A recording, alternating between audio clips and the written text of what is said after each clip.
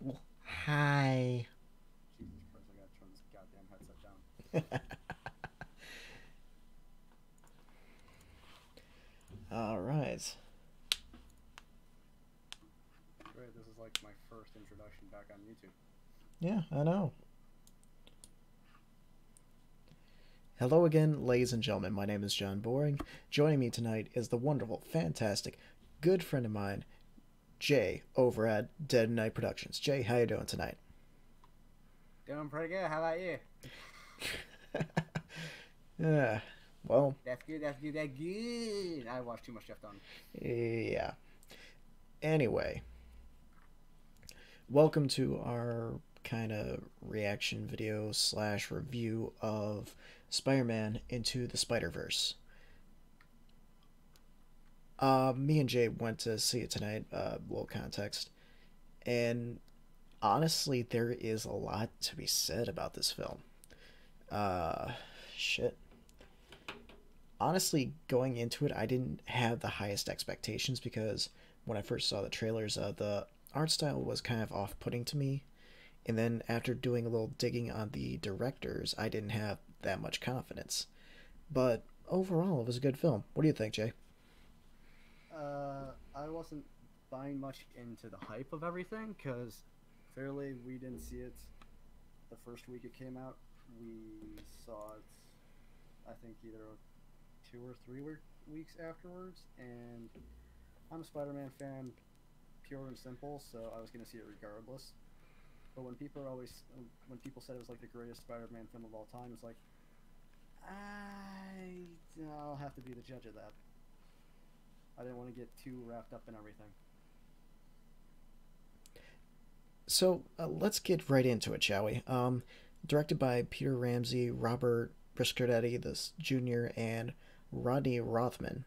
I'd never heard of any of these directors before, but doing some digging, Peter Ramsey has done a lot of artwork and been behind like backup directing for like Tank Girl and a couple other flops from the '90s, just kind of like as a second director. But I think his most notable thing in the directing department was Rise of the Guardians before this. So he has a lot of stuff on his report here, like art direct department for like Panic Room, Minority Report, AI, Castaway, How the Grinch Stole Christmas from 2000, Fight Club. He's got a really long list of stuff here. Well, the art direction, I'd say he's done pretty damn good when you considering obviously everything's got a nice detailed look to many of the films that you talk about. Everything's got everything fit the respective films, but also had a good style to it. If that makes any fucking sense. Well, it's not only him that was kind of behind it. One of the other directors, Robert Prisconetti the Jr., uh, actually has a long repertoire himself as in animation department, with only this being his only director position. He worked on like The Little Prince, Puss in Boots, Monsters vs. Aliens, Shrek the Halls, Shrek 2, Treasure Planet, Emperor's New Groove, Fantasia 2000, Tarzan, Mulan, Hercules, and I'm just reading off some of the stuff that's on IMDb at the moment. But this guy has a lot of artistry chops. And then the third guy actually is what was his name? Ronnie Rothman. He's done a lot of good screenplays and everything. A couple flops here and there, but he did TV shows. He's actually got 3 credits as a director himself. 21 Jump Street spinoff, The Something, and of course Spider Verse. But he's also done like a lot of independent stuff. He does have a lot of good writing experience on him, so it made for honestly cast of directors that I didn't have too much confidence in just because of the one dude being The one behind with the Rothmans. You want being. to say it for me? I'm sorry, what? I was expecting you to say the one being behind Tank Girl. I was about to say one guy. He's not the guy that was behind Tank Girl, but he was a storyboard artist for Tank Girl. It looks like most of the storyboards ended up on the screen in that book. Pretty much, he's done a lot of illustration work. A lot of he's done some directing work too, as I stated to you in the car. But overall, I'm I'm glad I was so wrong about. Well, I knocked these guys because of some of their prior films, but honestly, it turned out a lot better than I expected. Like way better. So, I mean, you've heard me ramble on about these directors already, so let's actually get into the film itself. Where do you want to start at, Jay? Well, let's start at the beginning, clearly. I So, want to talk about, just real quick, and I'm sorry that I cut you off, just the way that they introduced the characters. okay. So, you want to start us off with that?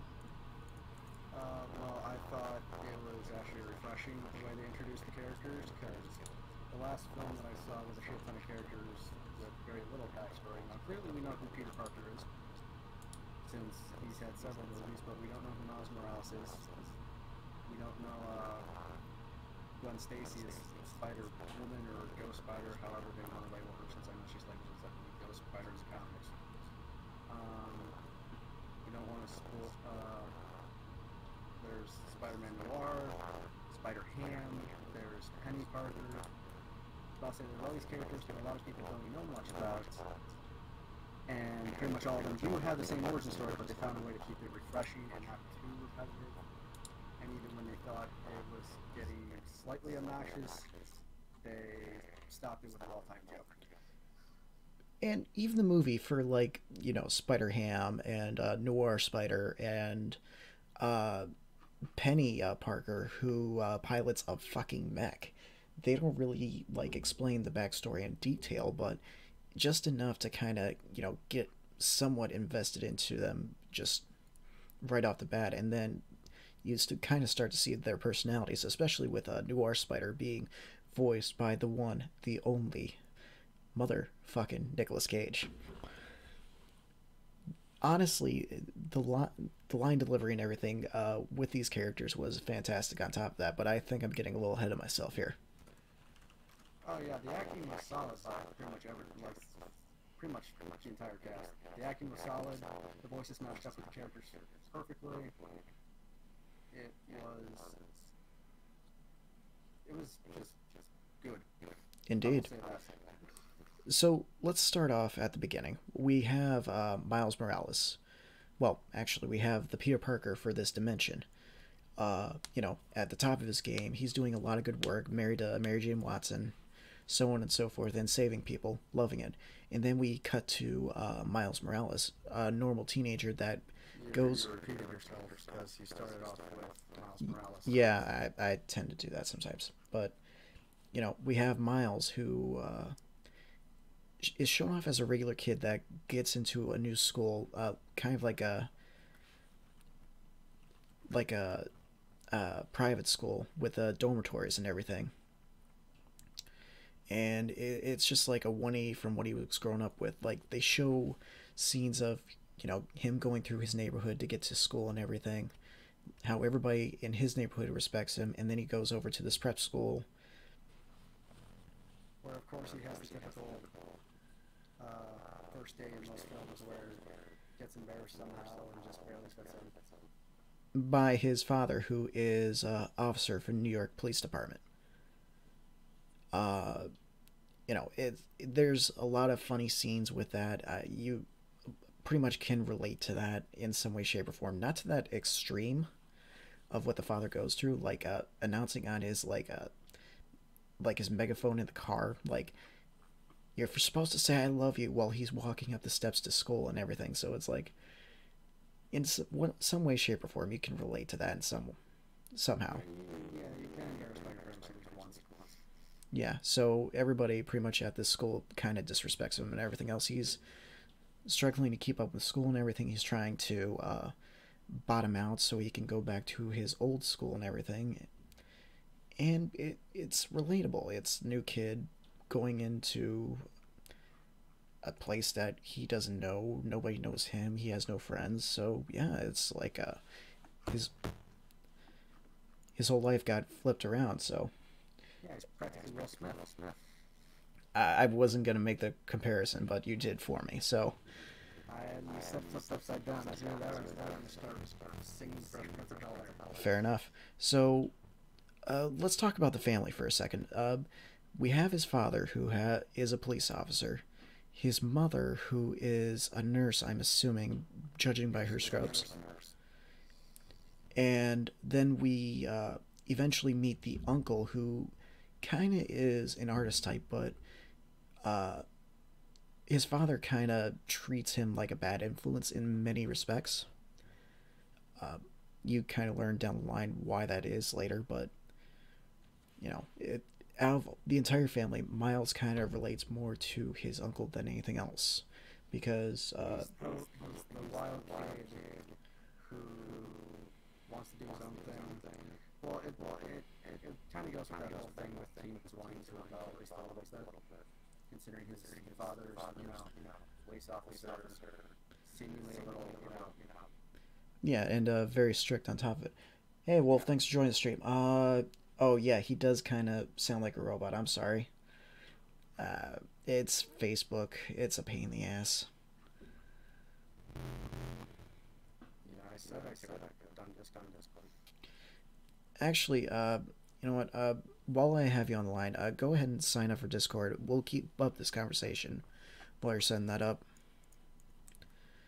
But anyway, in comparison to his strict father, who's always trying to push him further and further to, do better, go to school, make something of himself, there's this uncle who encourages him to be himself, to be a good artist, and eventually shows him a place to kind of set up some of his graffiti, which honestly the kid has a lot of talent for. So they go down to this sewer, this subway. It's an abandoned subway system. Yeah, abandoned subway system, and it's just like off to the side in one of these areas that has been long abandoned. That he kind of tags this area, and then that's when the radioactive spider actually, they make this long build up to when the spider actually bites him and everything, which it is kind of clever to see the whole mural come together, and then finally getting bit by the spider. He thinks nothing of it, swats the spider, it dies, and he leaves. Next day, he starts noticing changes like sweatiness and sticking to walls, and girl he likes hair. We'll get to her in a minute, but sort of a friend love interest at the prep school.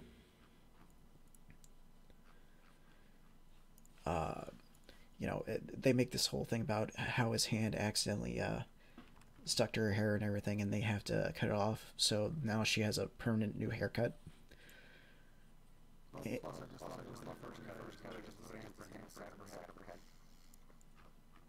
Well, yeah, pretty much it's like going for the Skrillex look.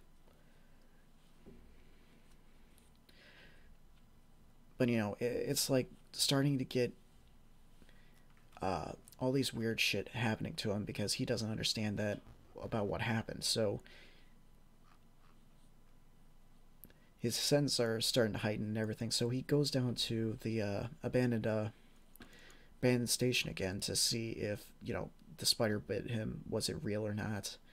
Confirms that it is, but there is a battle that goes on between. He stumbles onto a battle that going on between Spider-Man and a freakishly large green goblin. This is kind of where they make first contact with each other for, well, Miles and Peter Parker. And for the record, this green goblin stylized the ultimate conscious switches from. It's not the basic, green tights and purple tights that the regular six goblin has. This is the steroid one. Yeah, pretty much. Imagine Joker at the end of Arkham Asylum. give him a tail and Green Goblin makeup, and you pretty much have it. Also, by the way, signed up. Huh? Discord. Oh, okay. Let me,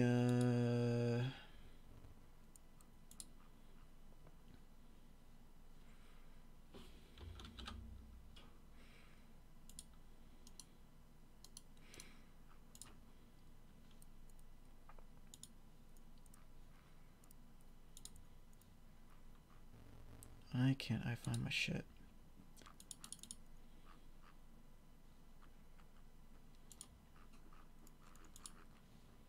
Also, robot, my bad. Haven't done this shit in a while.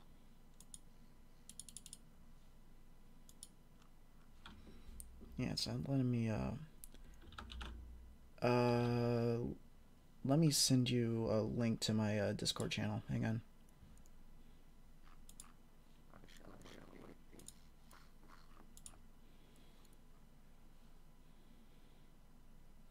Sorry about this, folks. Technical issues, it happens sometimes. There.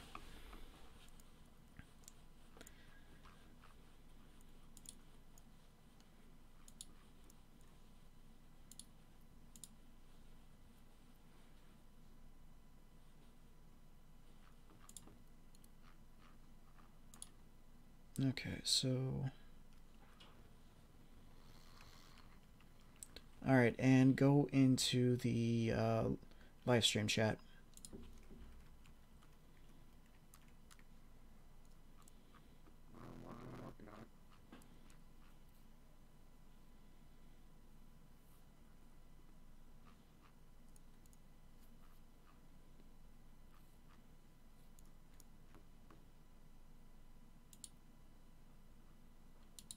Okay, I'm here. Alright, go ahead and try to say something. Hello. Ah, much better. Much better. Okay, sorry about that, folks. Alright, so where do we leave off? Hell, do you remember? Green Goblin fight, that's what it was. Oh yeah, steroid-induced Green Goblin. Yeah, pretty much. So, yeah, they're fighting in this, scientific facility of some sort. There's, like high-tech shielding all over the place. And Miles accidentally falls into the battle. As the battle's going on, he's kind of flying all over the place until Peter eventually catches him after he falls. And then they can sense that they're similar to each other.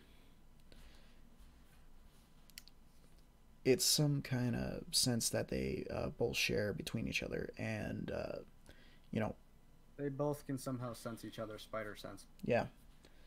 So that is never really explained why, but it is a thing that it reoccurs throughout the movie. I don't know. Is there any precedence in the comics for this? I don't believe I've ever seen anything to where their spider sense is picked up by different Spider-Men. Maybe there is. To be fair, I only own maybe 100 of the comics of various varieties. Yeah, and my old Vim comics didn't have answers on this one either, so... Anyway, so Peter is surprised that there is somebody else like him and wants to take him under his wing. You're going to have a lot of major spoilers if you've never read the comics, or if you... We're discussing the movie, it's our reactions. Yes, you're going to get spoilers. Yeah, that's just going to be how it is, unfortunately. So... Because half the shit that comes out of my mouth is a spoiler anyway, most likely. So, it's not only Green Goblin that's in on the action, but Prowler, who is a recurring character in the MCU, also shows up. MCU? Marvel comic universe, not cinematic, I'm sorry. In the comics, Prowler does come up multiple times, and I believe he's had a couple instances where he's been live action for Hulk coming, if I remember correctly. No, No? No. no. You're thinking of probably Shocker. Hmm. Probably. Anyway. So Prowler joins in on the fight, and apparently what the device is supposed to do is to rip open kind of like a doorway between realities. It's not string theory, it's the multiverse theory, where any instance, any decision that's made, any little difference in our lives could span out into a different universe in of itself. And the theory is it can go to massive extents, unlimited possibilities on what it could be. So Peter's trying to shut this thing down because it could destroy their reality, which there are signs of it actually happening. And in one instance, Green Goblin accidentally pretty much pushes Spider-Man into the void itself, and he kind of sees all the realities and everything, or were made to assume as such. Which, honestly, the first time seeing like the beam and everything, the colors kind of tripped me out a little bit for a second. Oh yeah, especially when everything started to glitch and had that comic panel type texture to it. Oh yeah. So as this is going on, it kind of shows real world effects of, you know, uh, like many different objects throughout the world in their world is kind of like shifting, and things from other universes are kind of piling into the same space.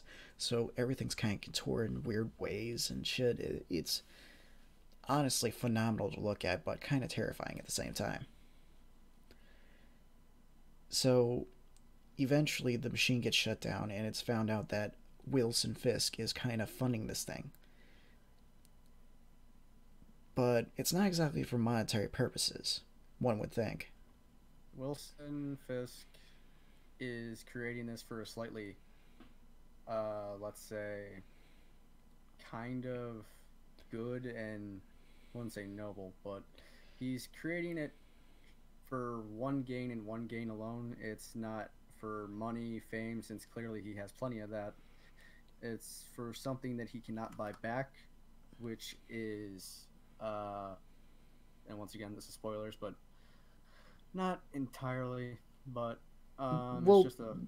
we'll save what it is for when it actually occurs in the movie when we find out. But So in 5 minutes. give or take. So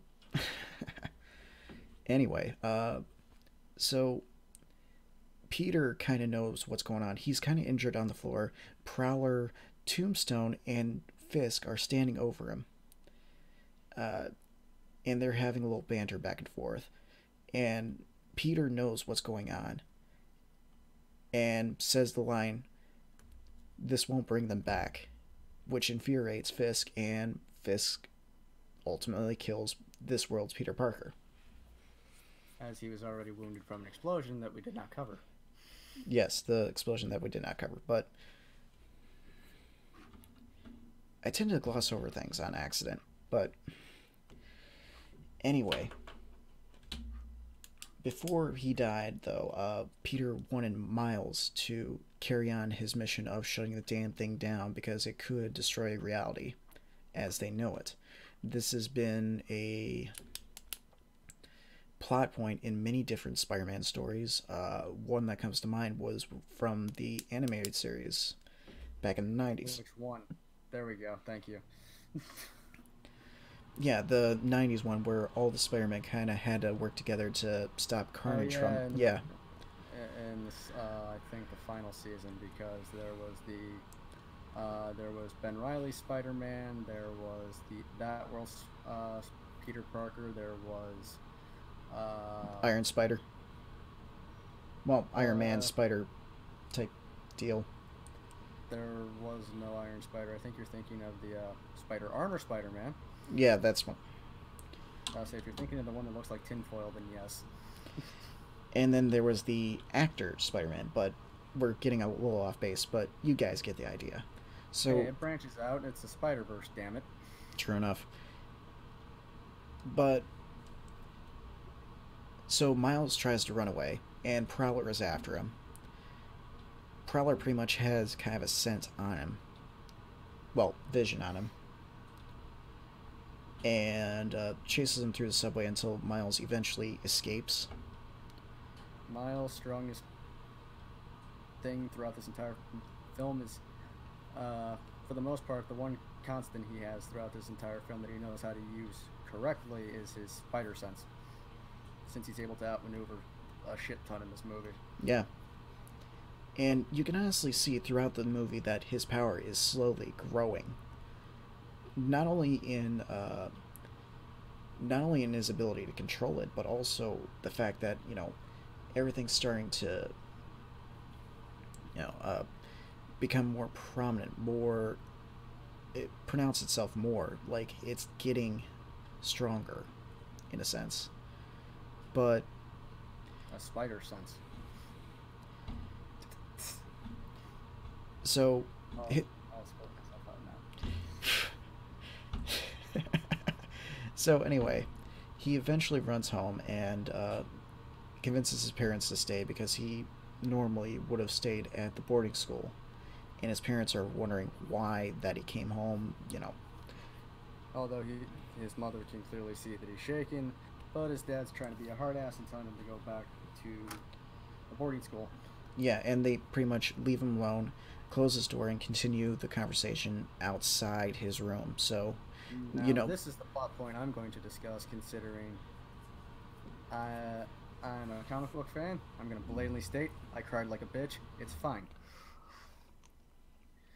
But this is the plot point I'm going to discuss because clearly with this world's Peter Parker dead, the news broke out and you could hear it over the parents' television as Miles is laying in his room. He could hear the TV in the other room.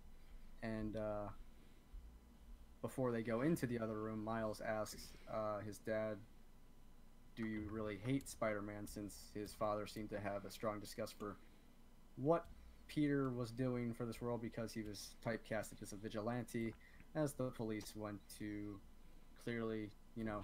went to get training done, and then there's just this man in a costume swinging from building to building. His father kind of has the same mindset as J. Jonah Jameson, but not to the pure disdain. that's a good way of putting it. Yeah. Yeah, and as the news breaks out, it's honestly a very emotional scene because not much is really spoken other than the newscast of hearing Peter's death and watching New York kind of mourn, but at the same time celebrate his life. And the music from the soundtrack accompanies this so damn well. And the soundtrack, both the score and the music from the artists themselves, really adds so much to this movie because it helps the scenes build so much. And this was one of the stronger songs, at least in my opinion, from the soundtrack before I even saw the movie. Mm-hmm.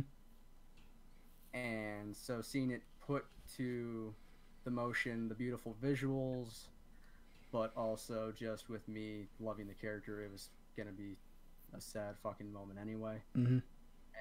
Then Mary Jane Watson's talking at the church, saying how you can put the mask on and any one of you can be Spider-Man, and Miles utters the phrase to himself. This is the one part of the film where I thought the comedy was a bit much. Yeah, because some guy in the crowd was like, well, I think she was referring to it as a metaphor, like, thing. Yeah, he kind of just leans in as Miles says, like, oh, she's talking right to me. It's like, oh, yeah, it's just a metaphor. It's like, we understand this is at a funeral, right? Yeah, so it's like one of that instance. Let me pause right there and talk about the soundtrack real quick because I got it pulled up right here. Honestly, you and I both don't really listen to like R&B, rap, and a I'm lot wearing a of Metallica. and modern music in a nutshell. But the soundtrack here has a lot of songs that have a shit ton of meaning behind it, that are very powerful in of themselves and accompany the movie so damn well. Like, we got artists like Jaden Smith, Post Malone. Yeah, Post Malone's Sunflower is sung a lot by Miles in this movie, Yeah, which I can see why. It's honestly a catchy ass song. yeah. It honestly calms him down and everything, so that does help. Uh, there's a Also, lot of music that Miles and the other characters can relate to in this. You can see them relating to, and it just goes along with the film so well. Like, "What's Up, Disaster" was epic when it hit near the end of the movie, like hands down. yeah, and also during the whole morning scenes, since Miles is at the church with, there's also the other moment I cried, and this is probably going to be the main moment that I talk about before we discuss anything further. Yes, Of course, there is a Stanley cameo. There's always a Stanley cameo. Sadly, that's not going to be that much longer. But it was nice to see Stan. As much as I cried like a bitch, because you even looked over at me as I slumped in my chair. dude, that was just. Speaking of Stan Lee, it's just. I still can't believe the man's gone. The man was going to be 96. I know, I know. I don't think I really realized how old the man was until like a couple of years ago with his cameo in Big Hero 6. That's really when it hit me. It was like, any day now this man might die and the world is just going to mourn. Like Oh, nobody's. trust me. Like, when it comes to celebrity deaths, it takes a lot. But that that fucking hit hard because I woke up, I checked my phone, and I just saw Instagram blowing up with pictures of Stanley, and I realized one of my heroes was gone. That was a rough fucking day. Yeah. But luckily, he's gonna live on in cinema for at least a little while longer because he's got a cameo in Captain Marvel, and he's also going to be in Avengers Endgame. We don't know if he's going to have a cameo in Spider-Man: Far From Home since that film wrapped way before he passed, so I believe he should be in that. So we're at least going to get 3 more cameos. And this isn't a spoiler either, but the tribute in the credits also got me. Yeah. Just fuck. The line they used for his clothes, and let me see if I can pull it up because I wasn't able to You find can, it. because just look up Stanley hero quote, and you'll find it. It's probably the first fucking one. Phew.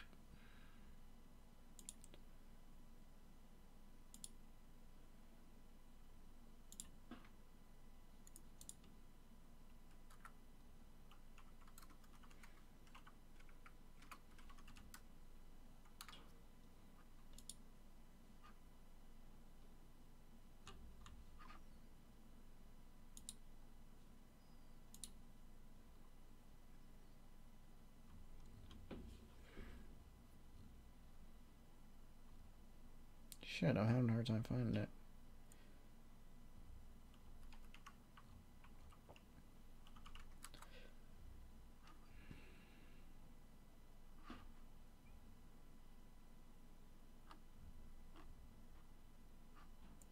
I think I found it. Just because you have superpowers, that doesn't mean your love life. Oh, wait, hang on. Wrong quote. Yeah, that's from Mallrats. Definitely the wrong movie.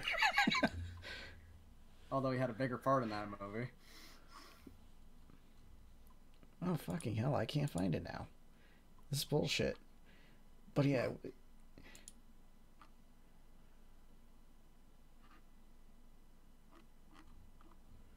But yeah, it was one of those quotes that really hit home about anybody really being a hero in somebody's life, some to some extent.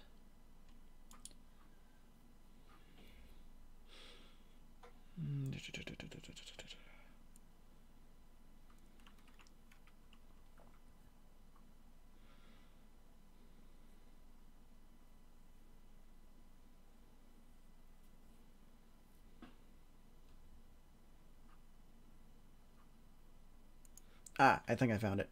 Another definition of a hero is someone who is concerned about other people's well being and will go out of his or her way to help them, even if there is no chance of reward.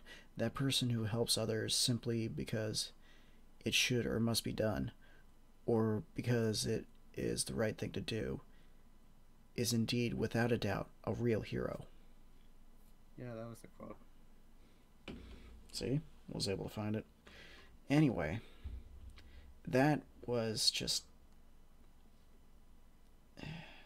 that just hit me hard, man. Because as much as it was a strong year for Spider-Man, it was also the year that we lost both of its creators. May they both rest in peace. Now back on track with the movie shortly after. So, yeah, Miles is really trying to find himself in this whole situation. He wants to do the right thing, find his powers and everything, so he can live up to uh, Peter Parker's last wish for him to end the machine itself. He wants to keep his promise to Peter. Yeah. So he has a microchip. Well, he has a USB drive that he's supposed to plug into it to shut it down. That he got from Peter Parker before he died. And while he was trying to figure out his powers, he accidentally falls off a building while while slipping on his shoelaces. And on the impact with the ground, it breaks. So he goes over to Peter Parker's grave in the middle of the night and tries to apologize and isn't sure what to do until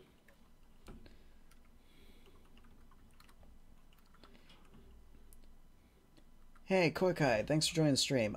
We're basically discussing Spider-Man Into the Spider-Verse at the moment, just kind of like our reaction to the film and reviewing it. So yeah, he hears a voice behind him and accidentally shocks whoever's behind him because that's one of his powers that are apparently developing. And it turns out to be a Peter Parker from a different reality.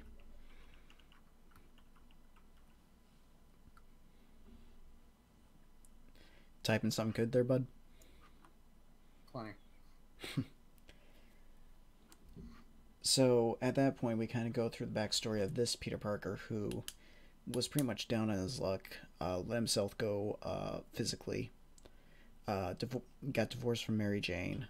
His life is in the dumps, and then he got sucked into the reality of Miles Morales, where their Peter Parker is dead. So, Miles is kind of confused about what's going on. They kind of go through an interrogation phase, and then a little back and forth because the guy's being stubborn about training him and trying to get back to his own world and everything until finally he caves and they try to figure out how to actually get the machine to be shut down again.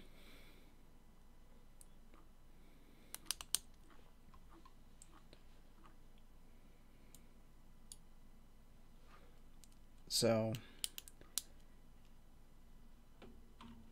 after a little back and forth, they eventually take a bus ride out to the facility that the Peter Parker of this reality kind of got the thumb drive from anyways. Alchemax. What? The facility was Alchemax. Thank you. Alchemax. So they sneak into the facility, but, well, the other Peter Parker sneaks into the facility, and then Miles notices that the Kingpin shows up and tries to warn Peter Parker uh, the other Peter Parker, not the one from this reality. Also, if you're just a fan of Spider-Man in general, and you love his banter, you're going to get a shit ton of it. Yeah, there is a lot of good, witty banter in this. It doesn't matter which Spider Person from whatever reality it is, there is a lot of good banter.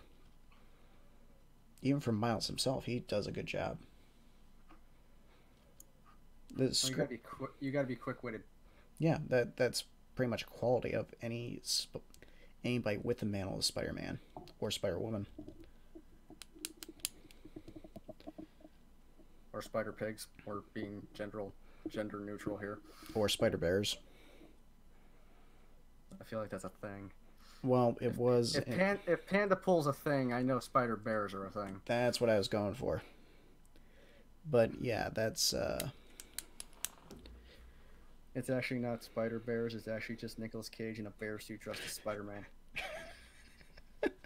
we haven't even got to Nicolas Cage yet, so hush. I will bring up Nicolas Cage as much as I possibly fucking can. As you discuss the movie, you'll just be hearing me yell, "Not the bees" in the background.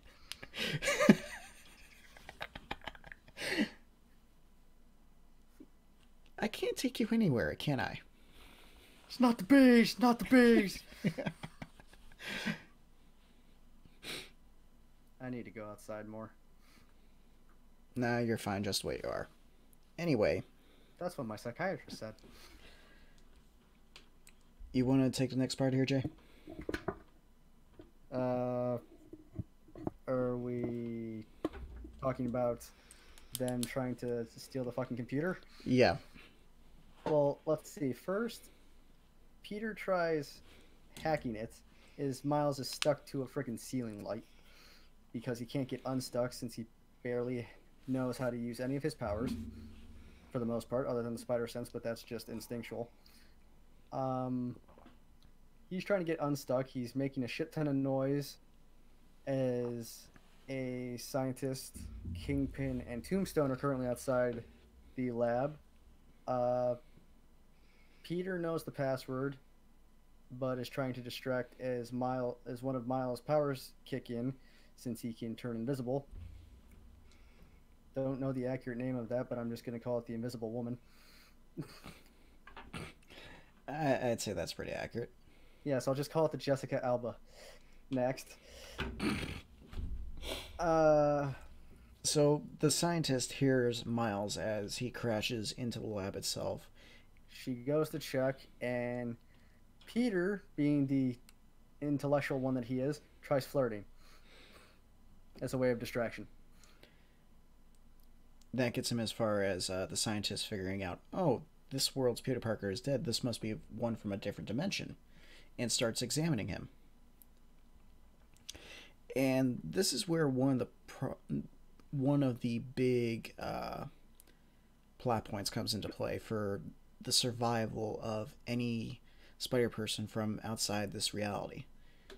They are slowly deteriorating, and it shows in the form of glitching, which was shown earlier, but it's kind of explained here why it's going on and the ramifications of it. Basically, it's like this staticky effect that kind of contorts the body, the person's body temporarily until they are non-existent, pretty much. Sorry. No, that's fine. And every spider person is affected, except for Miles, since this is his reality. But then we also find out that scientist's last name is Octavius, so of course It's this world's Doc Ock. We get 4 arms,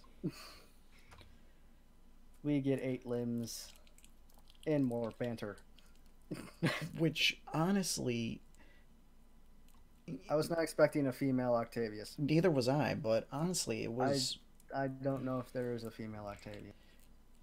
I'm not sure if there is precedence for this or not, but honestly, I think it really doesn't matter in this instance because she definitely has her own defining personality from Doc Ock in previous incarnations, but she also brings enough to the table where she can pull off the role just fine. So I say it's a welcome change for this instance, just because it does work for this world's rules and everything. Yeah, so then Peter has to escape. Miles is trying to sneak out the door with a monitor and the fucking tower to the computer. Because he can't remember the password that was told to him multiple times. Multiple times. And to be fair, I can barely remember my own damn password, so I'm not going to give him shit. Fair point. Besides, it was some kind of really complicated password, anyways. And once he actually got into the computer, the desktop was a complete and utter mess. Like icons everywhere. You could not figure out what the hell was going on that damn computer. Yeah, they succeeded with the computer. The problem is someone did not know how to organize their desktop.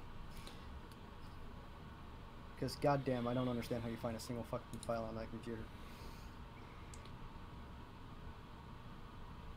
Yeah, it's a mystery to me too. So it's like, There was like 500 different goddamn icons. I need my shit organized, damn it. And then looking at that just made... I don't even have OCD, but goddamn, it fucked with me. I keep my room messy. When it comes to my files, not so much. All my files are organized. I need my shit to get through. So, yeah, they try to escape this facility, and pretty much everybody's on high alert by the time they get out the fucking door. Which there's a little comedy sprinkles in there near the end of getting outside, which honestly was funny as fuck. Yes, let's see. Miles is still carrying the desktop. They run into the cafeteria. Peter steals a damn bagel. Because the running joke is he's kind of a chubby motherfucker at this point. He's slightly letting himself go, but he will always pretty much stop for food. And as they're running out the door, he tells to switch, and he takes the desktop. He throws the bagel to Miles, and then as they're running outside before they jump off the roof and go into the woods, a slight little chuckle came from me because Miles decided to chuck the bagel at one of the scientists running out the door after them. Which you gotta admit, that was a good headshot. It was a good headshot, and plus it came with a little, animation around the head where I think it even said thwack, because this film is pretty much a comic book. Yeah, getting onto that, actually, there are little snippets here and there of comic book action scenes slipped into the action of the movie itself. Kind of like, I don't want to use this example very often, but Tank Girl. That was very poorly executed, but the thing of it is, though, using the comic book scenes... Don't worry, I've got another one, another poorly executed one. Hulk from 2003. Which is the lesser of two evils in this instance? That's why I figured I'd mention that one. Fair point. That one's just boring. But yeah, it's like 1-2 second, not even, clips in between the action that doesn't really jar you, but it kind of reinforces that it is a comic book movie, and it honestly does reinforce the immersion a little bit, in my opinion. But I felt like I was flipping through I just felt like I was flipping through a Spider-Man comic. This time I could just hear the voices and everything that go along with the characters. Yeah. And the transitions were smooth for anything, because it's not like they outstayed their welcome or distracted from the action, because some were actually like the comic book boxes that you'll see page to page, the classic, white frames and everything. There was also the little transitions, pages flipping, thought bubbles and everything too. So yeah, the thought bubbles, and plus just the fact that you'll see like the comic book art style of the I'd say red dots, and plus there were the printing errors that they actually did around the silhouettes of the bodies, because that would appear within comic book panels as well. So the attention to detail was definitely there, since I believe they spent 4 years making this movie. Really? I think I read that earlier. I believe they spent 4 years making this, since I think it took a team of like 20 to 30 people to do, like, I a minute of this movie. Well, you could definitely see the work shows for it. Oh yeah, the work shows significantly and spectacularly and amazingly. And what the fuck else is he gone by? Ultimately, though, it is a good Oh, film. that's another one. Ultimately, it's a good film. Anyway, let's get back. So they're escaping. There's a forest like right next to the facility itself. So they're trying to swing through the trees and everything. And you know, Peter B. Let's refer to him as that. Yeah, that's helpful considering uh, both. There's too many fucking Peters. Vouching Powwow. What? Anyway, so Peter from different reality in this reality tries to kind of like hassle him, trying to teach him on a fly how to use a web shooter and swing through the trees and everything. Until ultimately, Miles kind of figures it out for himself. They finally figure it out. Peter glitches out, which causes obviously significant pain, but that also stops the momentum of their web slinging. As I'm just going to refer to her as Doc Ock, since that's exactly who the fuck she is high on their, close on their tail. And she, yeah. Do you want to go? No, go ahead. Sorry. Just figured to ask. Anyway, and as she grabs the desktop that they were carrying, in comes my slight crush. Yes, he found out he can actually have crush to a fictional character. It's weird, okay? Cut me some slack here. You would not be the first, you won't be the last. I know, but I find it weird. Unlike some. Anyway. In comes, I'm going to just call her Spider Gwen, since that's exactly who the fuck she is, but she also goes by Ghost Spider or Spider Woman or whatever the fuck she goes by this week in the comics. In comes Gwen Stacy to save the day, kick some ass, which is exactly what she does. Ties up Doc's arms, gets them. Do they get the monitor back? Yeah, they get the tower back. Yeah, it's almost 4 in the morning. Kind of cut me some slack here. Fair enough. And they get away and everything, and it's revealed that it is Gwen Stacy, the same girl that transferred to Miles' school, and he kind of has a crush on. Or but unlike the other Spider-Men who came during the entire kind of cataclysmic event earlier in the film, somehow she was transferred through the dimension a week earlier, which I kind of don't get.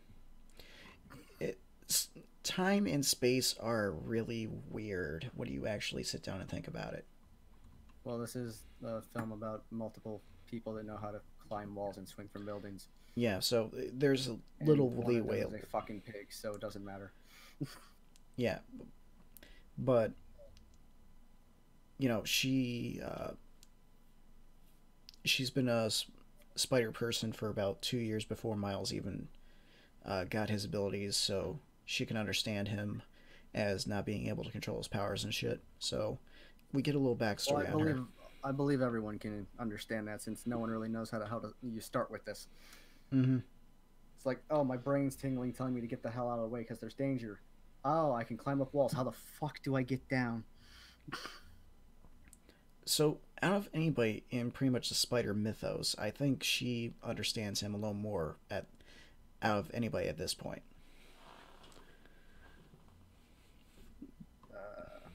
How do you go about that one? Being, closer to his skill level and everything than anybody else, pretty much, experience-wise. This dimensional wise, yeah, Peter's got the most experience because he's been doing that for 22 years. Which, holy shit. Mm-hmm. Yeah, she's the one that's come closest to him that way. So, yeah. eventually they figure they need to go to Aunt May's and try to figure out what if Peter left any clues behind to see if they can actually get a new thumb drive to insert into the machine and shut it down. And in doing so, get them somehow back to their own dimensions. And in this universe, somehow this Spider-Man pretty much has a fucking Batcave. Yeah, so Aunt May pretty much takes them out as soon as she figures out this Peter is a lot older and fatter and everything, but it's still Peter. Are And those sweatpants? yeah, the sweatpants he's wearing kind of get brought up. So she pretty much takes him to the back shed, opens the lock, and it's pretty much a spider cave by the time they get down to the lair.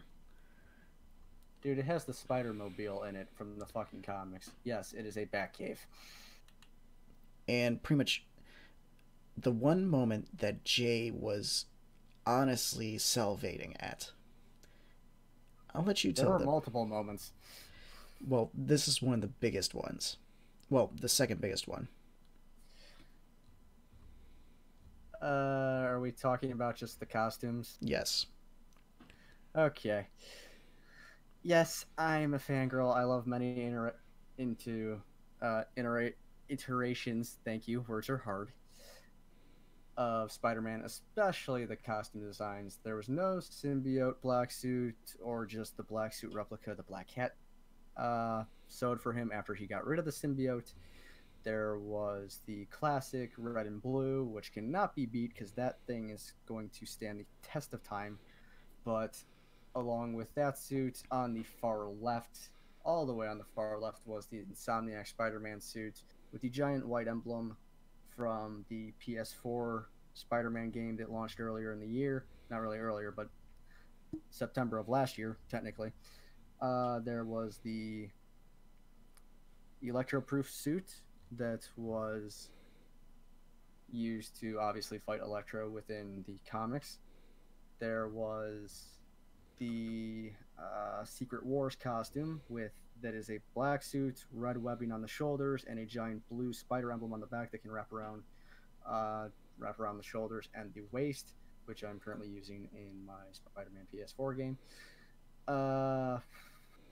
There's just so many damn costumes that I wanted to just fucking pause the movie and stare at. If I'm being brutally honest here. Because when it comes to movies, I like also just finding Easter eggs, and those costumes alone are at least keys into what Spider-Man has lived through in this world, at least in my eyes. Mm-hmm. And I would just love to see what other ones he's had, and I'm trying to find what info I have on what costumes were in that scene. But you... And images are a pain in the ass. As you were saying. One of the moments that's going on during this whole thing, while Miles is examining all the suits and everything, I wanted to highlight one of the things this movie does correctly, and I pointed this out to you while we were having dinner afterwards. The fact that the movie really knows how to, slow things down and use silence to its advantage, or really shows emotion for characters, like character art and everything. Like, not a lot of movies actually know how to do it properly anymore, it feels like. Well, yeah, since, like we discussed, everything always has to be, giant fucking explosion because no one knows how to have, decent attention spans.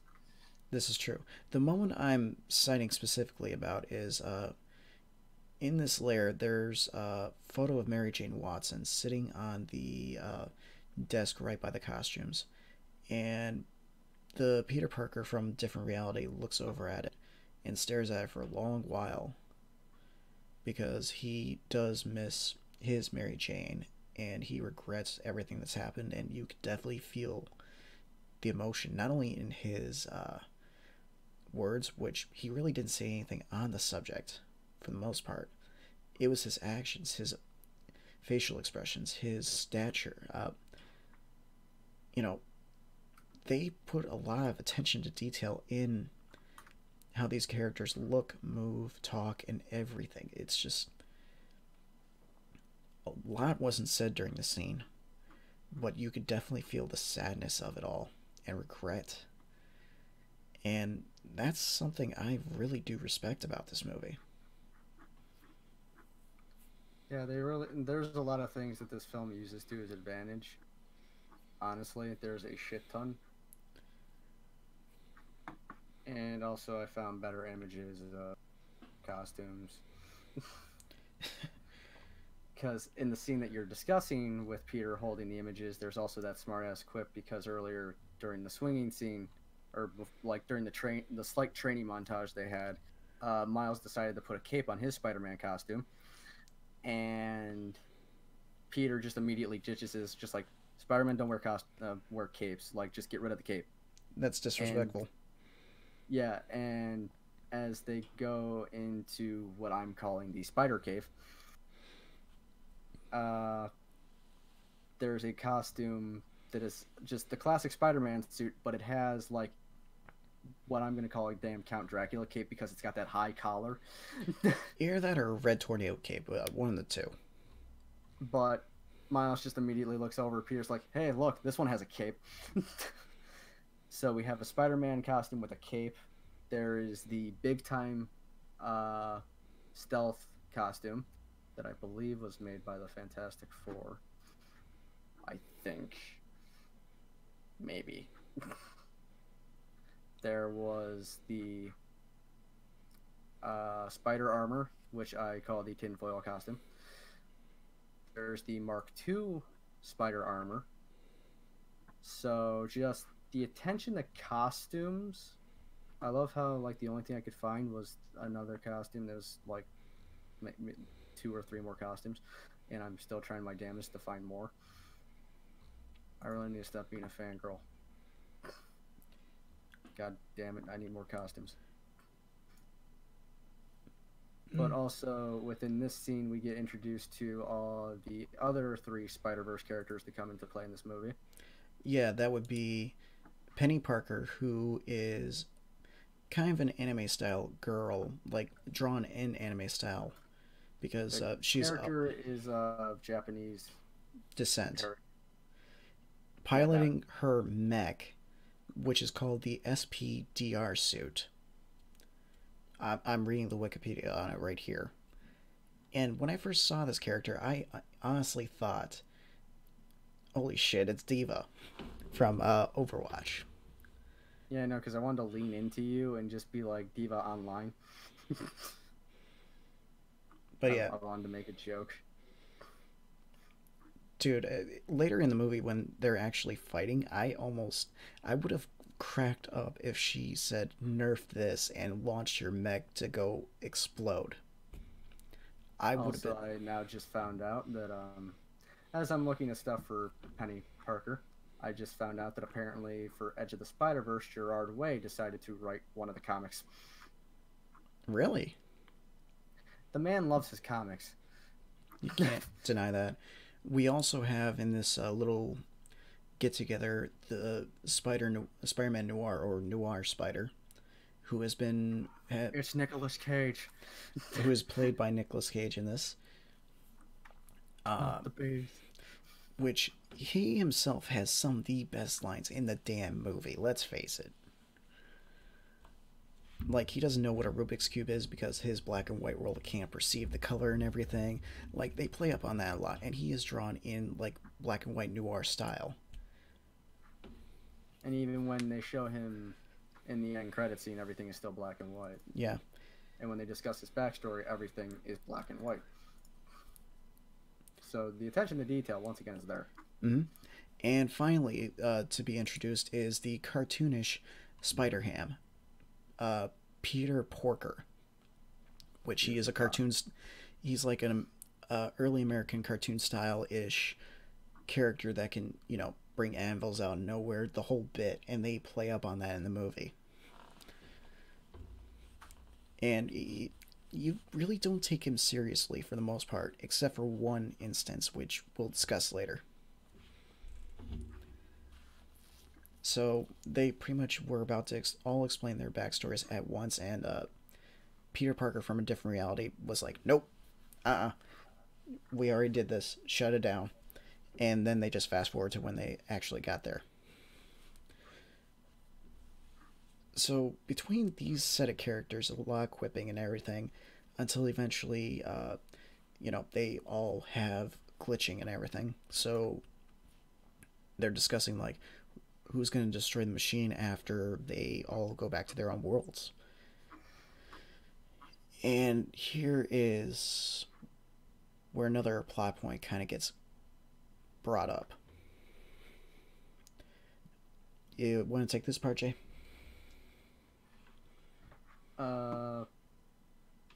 With this plot point, the group is trying to come to the decision of who's going to stay here and die. And eventually, pretty much sacrifice themselves, because everyone realizes that Miles is just, he does not know how to use any of his powers pretty much whatsoever.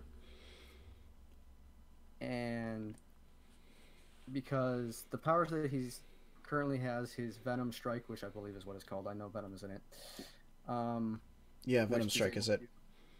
Paralyze opponents. That I know from comics, but in this one it kind of zaps people. Well, to be fair, it zaps people to begin with, but it also can paralyze and knock them out. And also turning invisible, he doesn't have the ability to control these things or bring them out on demand, and plus he still has yet to even unstick himself from walls. So clearly everyone understands he needs so much training, it's not even funny. But he keeps talking himself up like, oh yes, I could do this, I can do this, and I will be able to do it. And you want to go, considering I keep accidentally cutting you off? No, what were you going to say? And this is where one of the jokes that I like from Noir comes in, where they kind of just all huddle around trying to make the decision, and Noir's just like, you understand we're talking out in the open, right? He can hear us, right? Yeah, it's just something simple. It's just, I like the quips, damn it.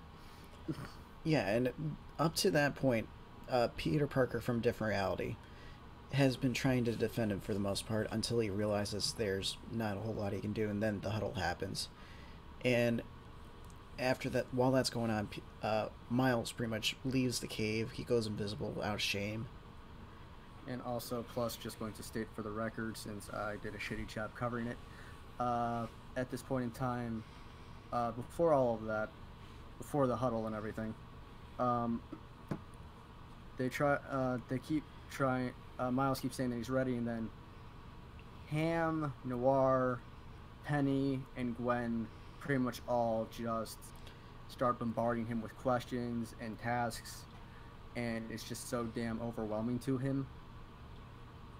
And the thing is, with Spider-Man, the thing is, even if you're getting beat, you always have to get up and keep going.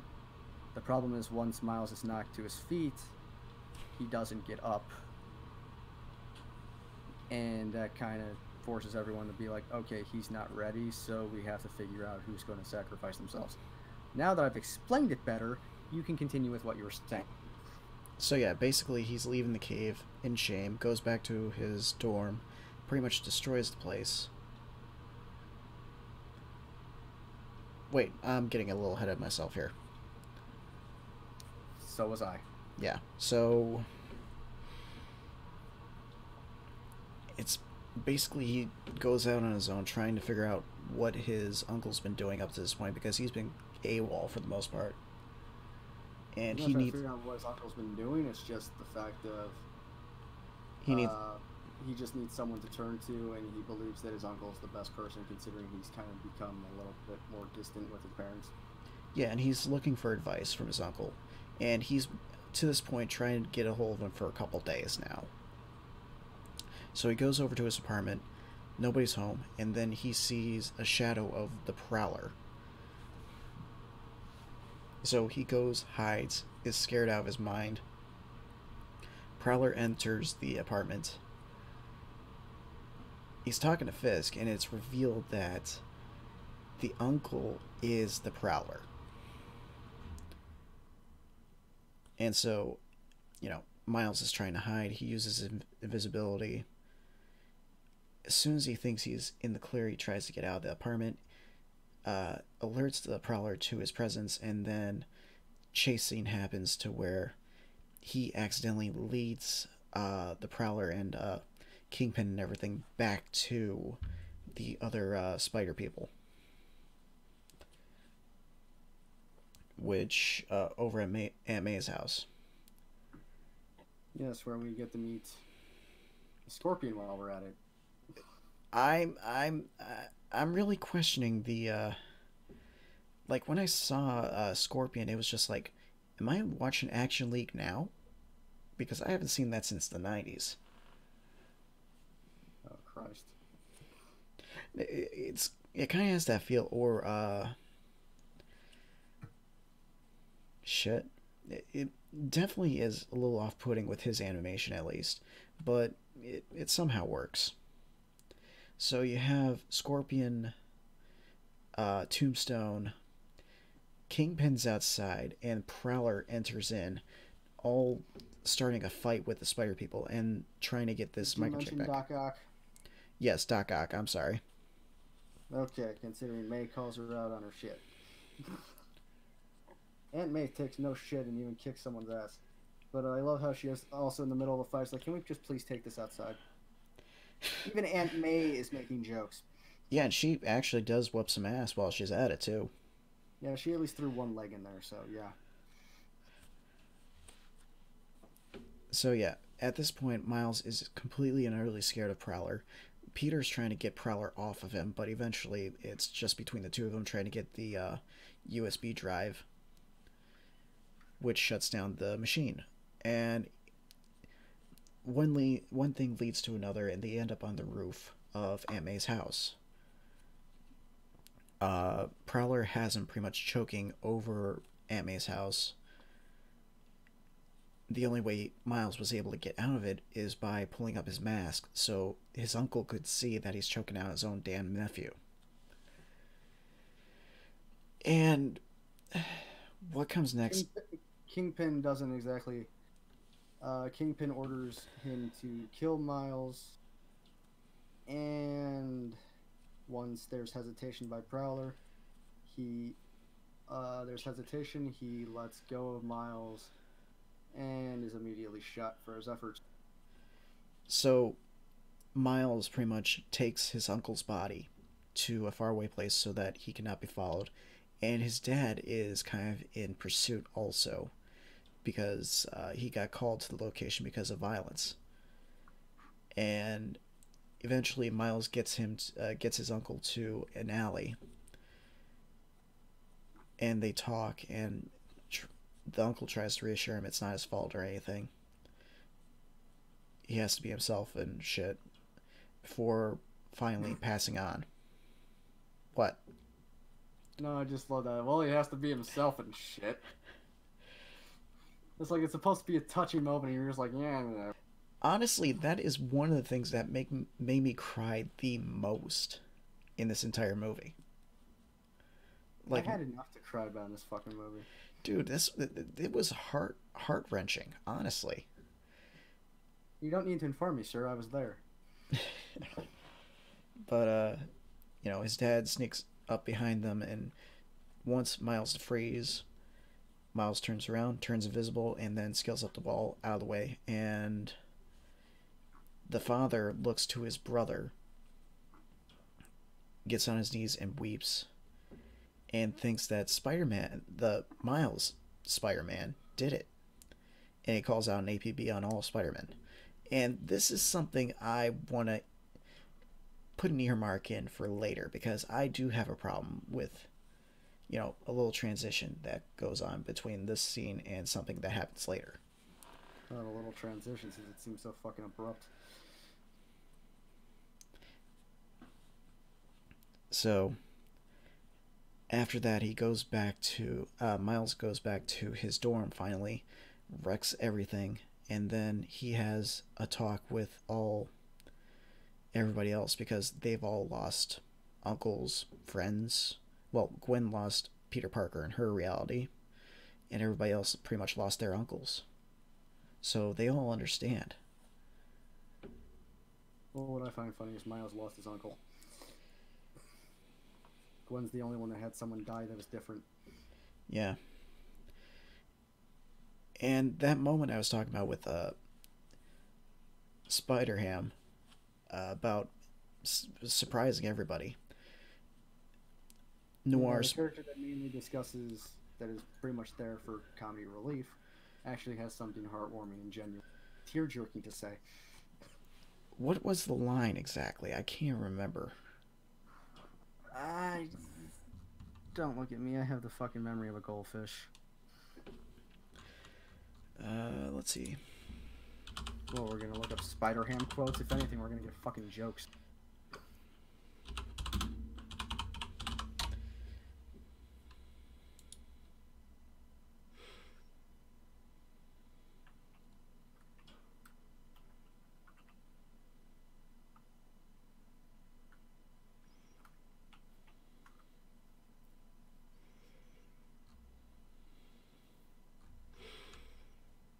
Yeah, I can't find the quote anywhere. So it's like, it was really touching.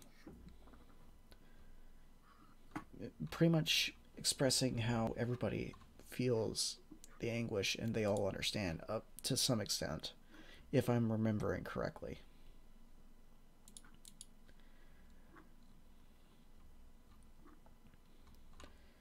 But yeah,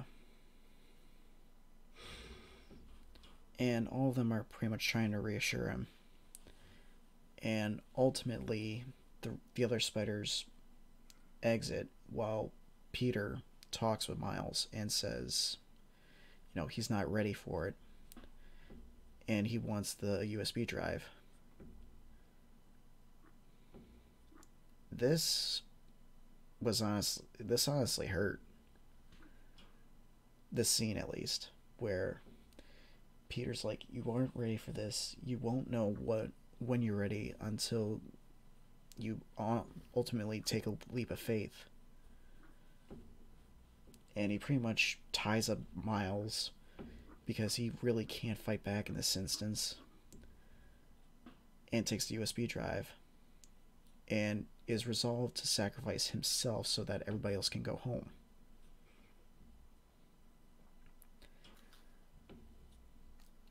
And we have another touching moment. Like, it transitions from them talking to the spiders outside, Gwen and Noir Spider looking at each other.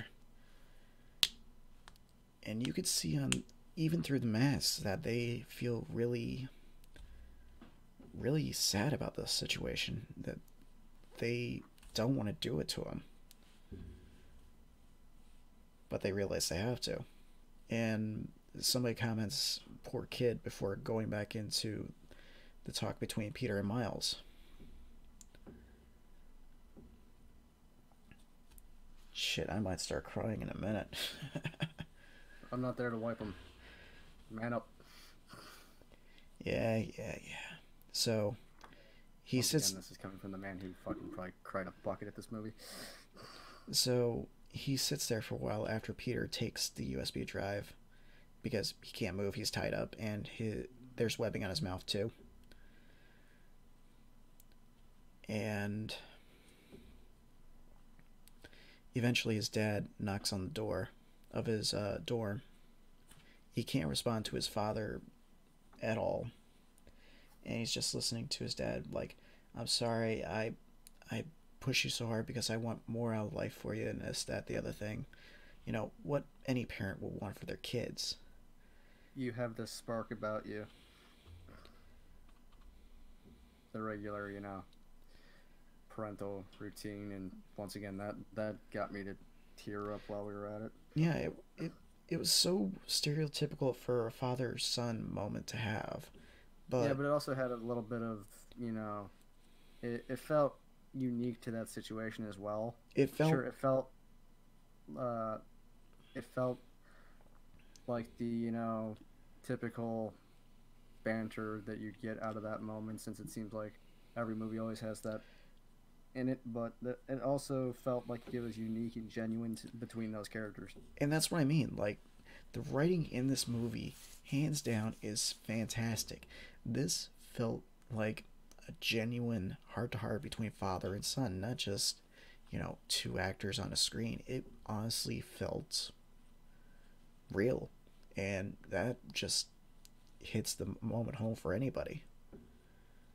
So after his dad leaves, he thinks for a minute and tries to channel his energy to let go of everything, and is able to use his venom strike to get out of the webbing and everything. He's slowly but surely learning how to use his powers.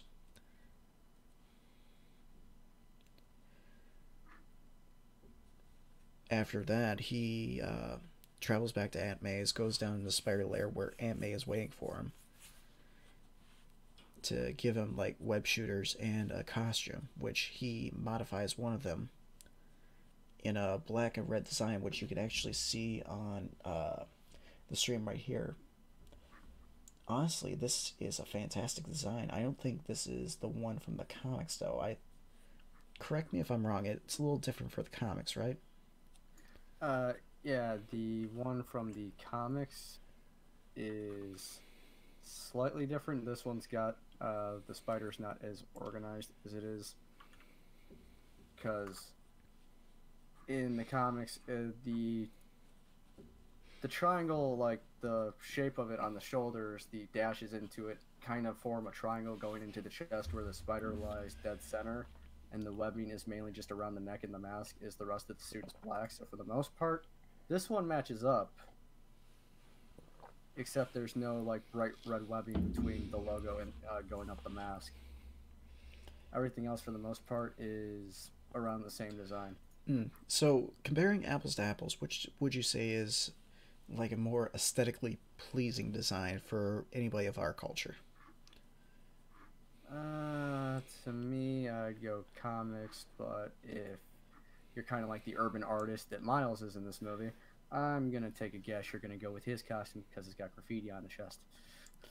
Yeah, I mean, I do honestly like the design of his costume in this.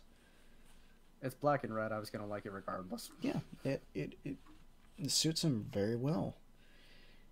And then Uh-huh. I didn't even mean to make a pun there, so I know, but I find puns everywhere, even when people don't mean to fucking make puns. so he pretty much dons the suit, the web shooters and everything, and starts to really shine, showing a mastery over his abilities now, for the most part. Web slinging through the city. And this is where that song, what was it? That song, What's Up Danger, hits, and it's just like, makes the moment perfect, epic, as he's just like, he has control. He has the will to do it now. And it just hammers the point home. It's a very, very good scene. Definitely would bring confidence to anybody in that situation.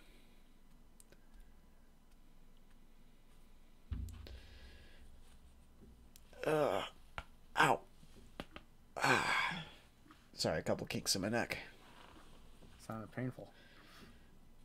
A little bit, but so we cut to the other spiders going over to Fist's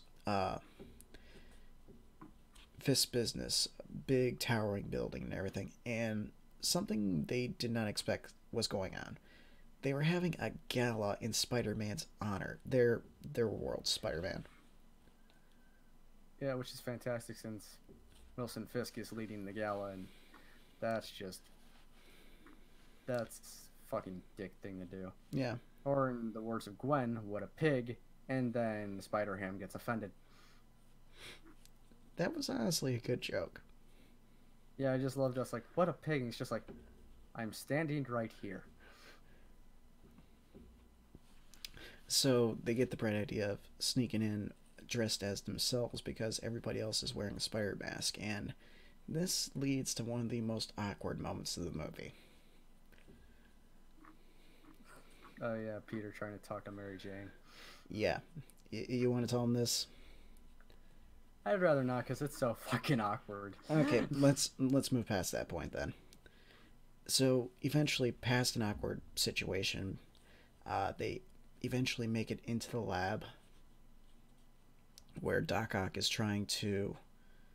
Oh shit! You know what I realized? We grazed over the part where we actually explained why Fisk is doing this. Well, you want to go over that? Yeah, let's back up a little bit. Back to the point where they're escaping through the forest and everything after getting the computer. We did miss a part where we have a scene with Wilson Fisk looking over the forest, clicking a pen in frustration. And we have a brief flashback to a fist fight between Wilson Fisk and this world's Spider-Man. We don't know how far back. And it's taken place inside his Wilson Fisk's house, by what we can gather from the scene. In comes Fisk's wife and son, seeing that Wilson is pretty much destroying Spider-Man. And they leave as a result. They get in the car, drive away, and while they're trying to figure this all out in the car,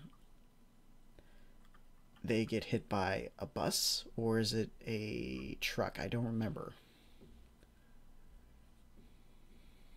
One of the two. They get into a car accident, and the flashback is over.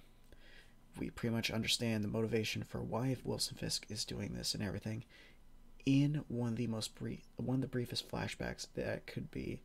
And this is good storytelling right here, because with how little time they actually spent on it, you pretty much sum up everything about this character's motivation and their resolve. Because it's not about money, it's not about fame, glory, or anything like that. It's about getting his family back. It's about going to a different dimension and getting anybody that resembles his wife and son back into this reality so he can have his family once more. He is torn up by it and is willing to do anything to get them back.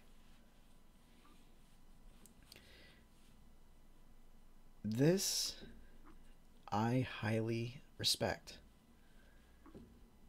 Like, I honestly do. Could fuck up everything, but Well, it could fuck up everything, but I do respect, well, how this motivation was told.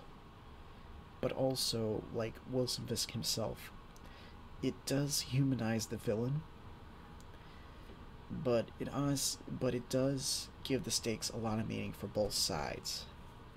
Was there to gain? Was there to lose? It's passion versus survival. And that really does hammer home a lot of emotion for the audience and so on. So, fast forwarding back to the point we left off at. Doc Ock is downstairs trying to calibrate the machine to actually get, people with matching DNA specimens from hairs from like their brushes and shit that matches up with his wife and son, and is starting to activate the machine again. A big fight ensues while the machine is active.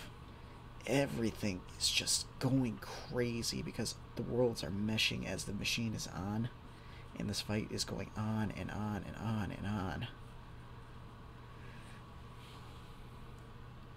And during that time, there are a lot of emotional moments, like the loss of Penny's mech, which, if I'm reading this correctly, is basically controlled by like a spider in the system of her mech that she can communicate with telepathically. But with how that moment was set up during the fight, I think you were the one that brought it up, Jay, that you honestly felt bad for the suit dying.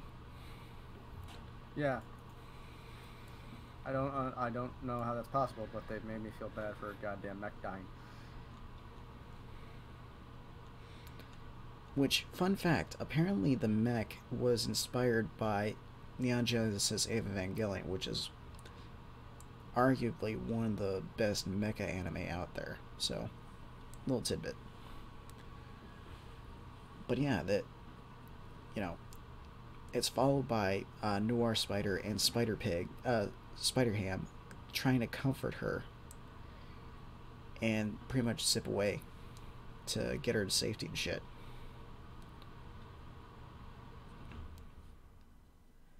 Uh,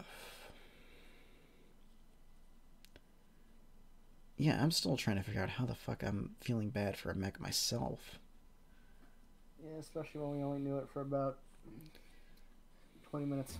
Give or take.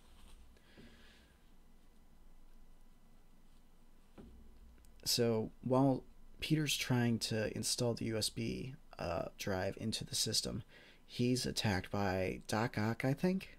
Yes. Yeah.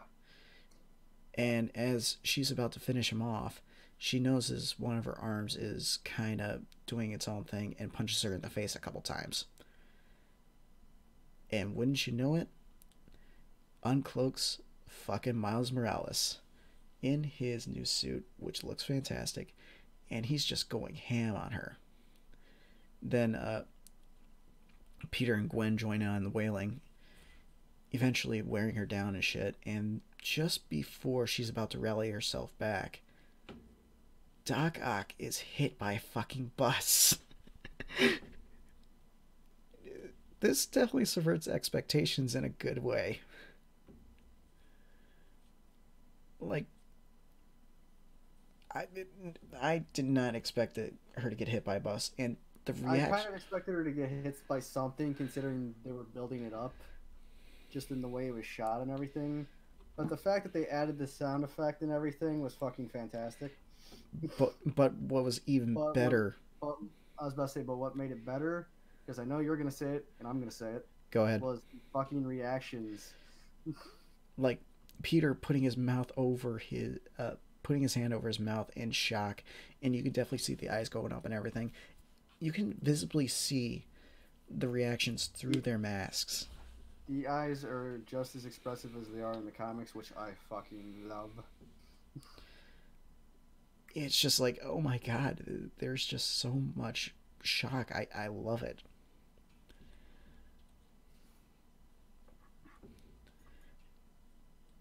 This, given the artistry that was involved in this project, it turned out really well.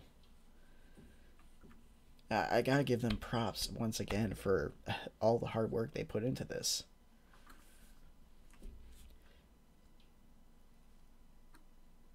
So before they're able to once again install the USB drive into the system, Wilson fucking Fisk comes out of nowhere and starts pummeling everybody. We're at the boss battle, folks. I think you can tell this moment better than I can. I can? Maybe. Oh, well, you got more faith in me than I do. Oh, come on. You got this, boy. So basically, it's up to...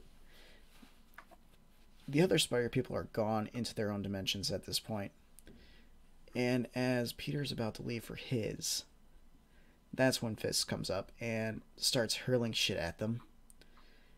And before Peter can say, I'm going to sacrifice myself, run, he's going to kill you, Miles pretty much convinces him to go back. And kind of gave him no choice in the matter. Pretty much. And ultimately he did go back, so all that's left to do is defeat Fisk and shut down the machine by hitting a button. So he engages into this really one-sided battle with Fisk, where Fisk is kind of winning for the most part, and he's pretty much throwing Miles in there around all over the place until they get inside this train where everything's starting to glitch into different styles inside the interior and everything. And just as he's about to throw the final blow, in comes like aberrations of his wife and son asking him what is he doing, and he's haunted by that moment. So he tries to chase after them, which honestly saves Miles' life for that moment.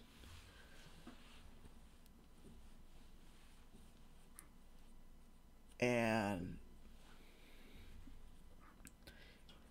so everything's still going crazy because the dimensional shift shit's going on. You know, stuff's flying everywhere. Nothing really makes sense. Colors flashing. It is honestly very fucking trippy to see all this going on at once. It's hard to keep up with at times, but for the most part, it's like Fisk is about to do the final blow again.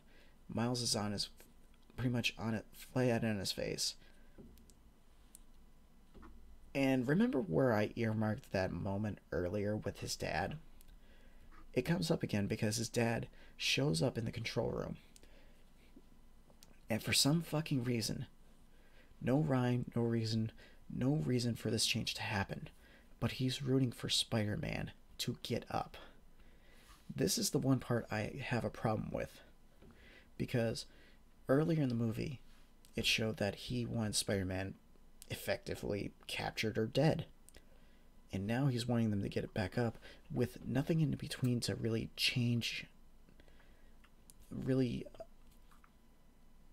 show a change of heart in any way, shape, or form. Unless it's possibly just by the fact the matter is Spider-Man's the only one who could fix this interdimensional bullshit that's currently going on. Either that, or for whatever reason he thinks Fisk is evil, but it's never explained. It is never shown why this happens. It's just a little bit of a plot hole, but it's the only one I was able to see throughout the movie. And if you could only have one, I'd say that was well done. But I still have a problem with this moment because it's like you're cheering him on, but you don't really have any motivation to cheer him on at this point. For all you know, he's the one that caused this. And with somebody who just experienced loss and blames this character for it, logic says that this person would be irrational enough to assume that, you know, Spider-Man is the one who caused this whole thing. But I digress. Because of the encouragement he hears from his father, not knowing that Spider-Man is his son, Miles gets back up and uses his Venom Strike in a technique that his uncle showed him to seduce women, for the most part. Just put his hand on Fisk's shoulder and say, "Hey," and activated his Venom Strike, sending him flying right into the button that deactivates the fucking machine. That in and of itself kind of feels like a weak callback, but definitely an emotional connection to it, so I can't really complain too much. I don't know, how do you feel about that moment? I don't know. I personally didn't mind it. I thought it was nice. Yeah, it wasn't where it's like his uncle did technically teach him something, even if it was like a smart ass gesture in the end of the movie. But I liked it. So the machine is shut down at this point, pretty much destroyed. And we cut to his father, you know, on the surface, doing damage control with the other police and everything. And he gets a call from Miles, who is kind of looking at him from a rooftop and saying, "Hey, I know about what happened to to Uncle Aaron and everything, and this, that, the other thing, and I love you, Dad. Boiled down to that point, but actually, no, he didn't say it at that point. What happened was he pretty much hung up on his dad, appeared right in front of him as Spider-Man, and then just walked up and gave him a hug. And his dad is just like, I have no idea what's going on. It's an awkward moment, but I was laughing my ass off through the whole thing.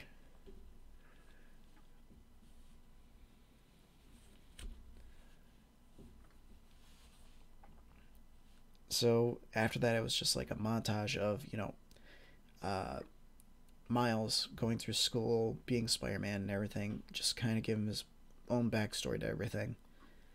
And it's a nice way to finish things off. And near, like the last scene, he's lying in bed and everything after a hard day's work. And some spatial, spiritual connection thing happens where he can actually hear Gwen Stacy's voice again. And then go to the credits.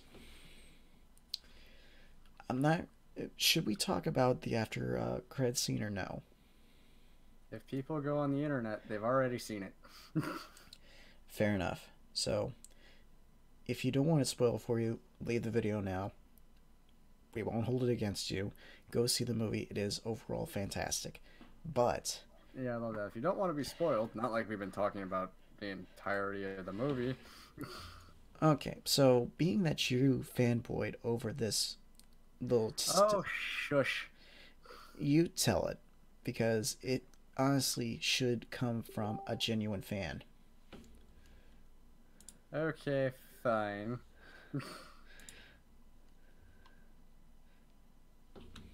So, the end credits scene, because it's a Marvel movie, and nowadays, that's just guaranteed at every damn Marvel movie. Hell, even most movies nowadays do that. And I heard we had a woman discussing, it's like, discussing to someone what happened while I was away, and they were talking about the time displacement and all that fun shit. And the moment, and John can even tell you this one, the moment the name O'Hara, or no, not O'Hara, Miguel. Miguel was said, I slightly fangirled and my jaw hit the floor. Only slightly. Mm-hmm. His jaw was Yes, completely that dropped. meme, that P.S. That meme is very old, sir. Second. So- And the moment I saw the gauntlet for the 2099 costume, I fangirled more. So basically, I told the part that I did. what happens from there is Miguel, the 2099 Spider-Man, gets a device from his computer, hologram thing. I apologize. I don't mean to insult you for any terminology I use, Jay. So, I just forgive me. love how most of the words you've said in the last sentence are thing. But he basically gets a device that allows him to travel time and space, and he uses it and ends up in fucking, what is it, 1960s Spider-Man world. I wouldn't say 1960 since that's when the comic started. I'd say like probably the 70s cartoon of Spider-Man, I believe is what it was, where most of those damn memes came from. Which it does play into one of the most famous memes. The two Spider-Man pointing at... Like we didn't already have Peter sitting behind a fucking desk in this movie. Yes, you get a lot of that in the end credits. There's But a lot of memes. they acknowledge the memes strongly, and it's very nice for them to do that. But yeah, at the end, it's just like the two Spider-Men pointing at each other and J. Jonah Jameson commenting on it, and it's just like, this is absolutely perfect. I cannot Where imagine. it's just like But like, stop pointing at me. It's just a fucking argument between these two pointing at each other. It's literally like a minute argument of these two just pointing at each other. I got fucking nothing. I do. And I feel like this it should encapsulate this entire movie. It is an homage to not only the Spider Man characters as a whole, but an homage to the culture that has sprung up around them as a result. Like, you see memes that are based on Spider Man. You see, You like, see Peter Parker's emo dance from Spider-Man 3. you see a lot of references to the old movies, memes, Don't say old movies. Don't the call them old. the previous movies. Is that better? Thank you. To the previous movies, to comics, to the older TV shows, and it's just like they pretty much. Oh my god, the Sam Raimi movie turns too fucking. Oh my god, no. Yeah, that was sending him through loops anytime he caught one of those. Yeah, but the Sam Raimi movie turns freaking 17 this year. Oh my god. Overall, I would say not only is this like one of my favorite Spider-Man movies, but I feel like this is one of the best love letters to the dynasty that is Spider-Man as a whole. Would you not agree to that? Yes.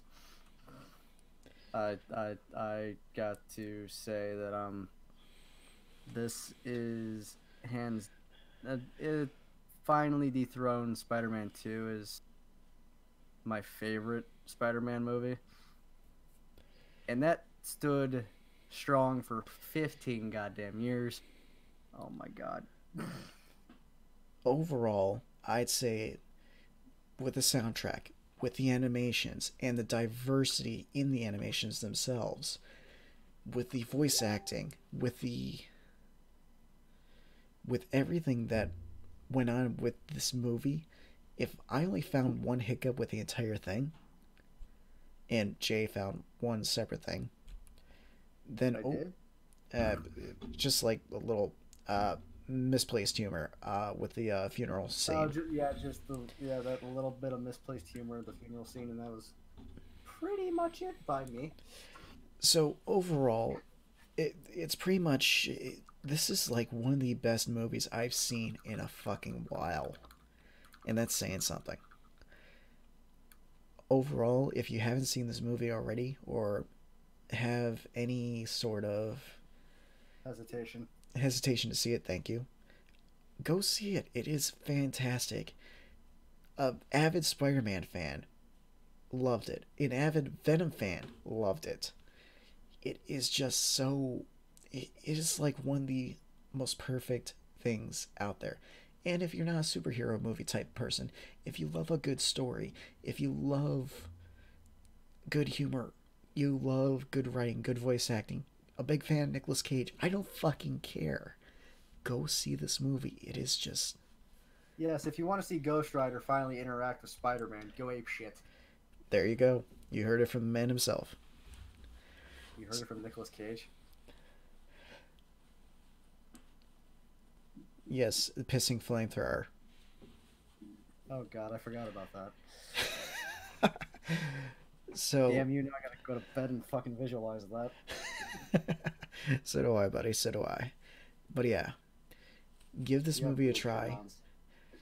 This not only is a fantastic movie, a fantastic Spider-Man movie, a fantastic homage to the Spider-Man movie, but a pure masterpiece in pretty much any respect you can think of